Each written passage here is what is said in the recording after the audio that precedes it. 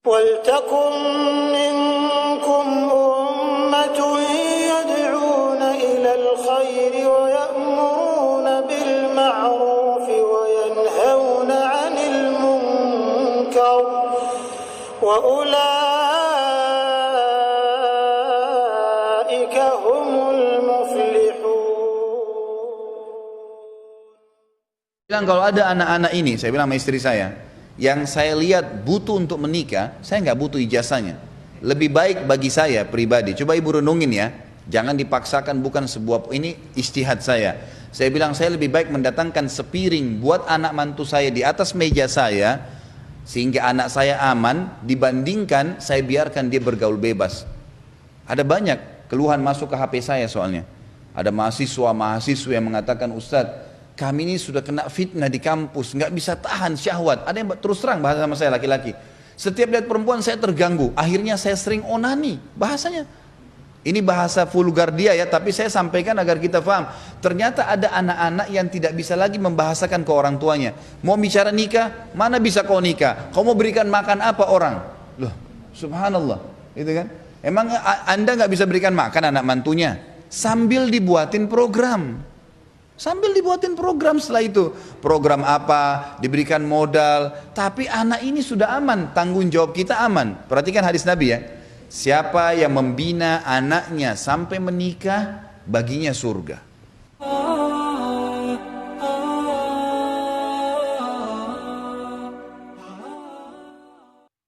Hadis ini artinya apa? Tugas kita sampai menikah, jangan disembarangin gitu.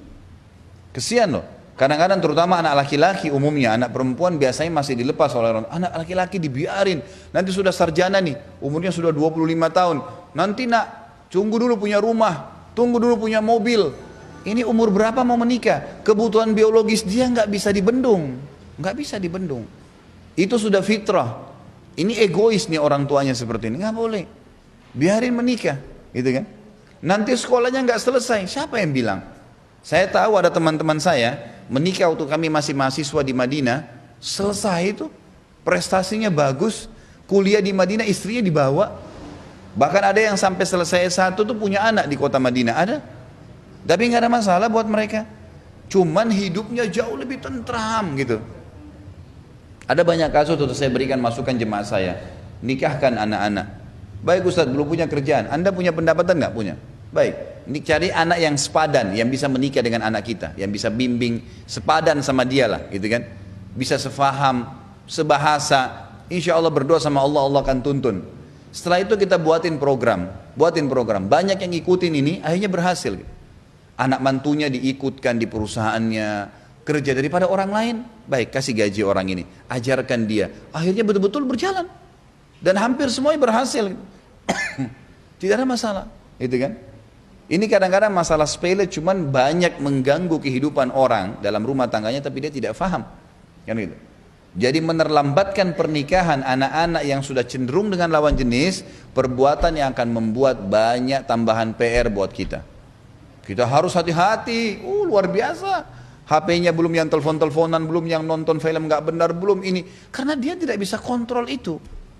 Kenapa nggak dinikahkan? Ada subhanallah orang tua berhasil menikahkan anaknya masih muda. Begitu menikah, anak laki-lakinya dia bilang sama saya, Ustadz, anak laki-laki saya ini dulunya kayak anak-anak. Setelah saya nikahkan, dia merasa punya istri, punya tanggung jawab, langsung jadi dewasa. Berubah total anak laki-laki itu. Tiba-tiba langsung kayak bijaksana, ngomongnya bisa diatur. Ternyata pernikahan merubah hidup dia. Dan itu fakta lapangan ibu-ibu sekalian. Nggak boleh kita membangkang. Kalau ibu membangkang tentang poin ini, keluar dari jalur, akhirnya memaksa anak kita terjerumus seperti umumnya sekarang anak-anak. Iya dia berkedok, iya, tapi di belakang perbuatannya luar biasa.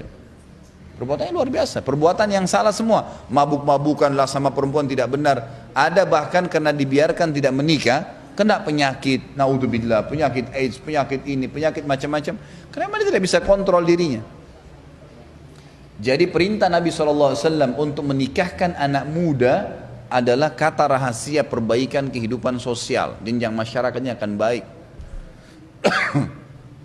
Sekali lagi, kalau anak kita memang bisa ngontrol, dia sampai sarjana memang dia masih tenang, kita lihat bisa kecenderungan, tidak ada masalah.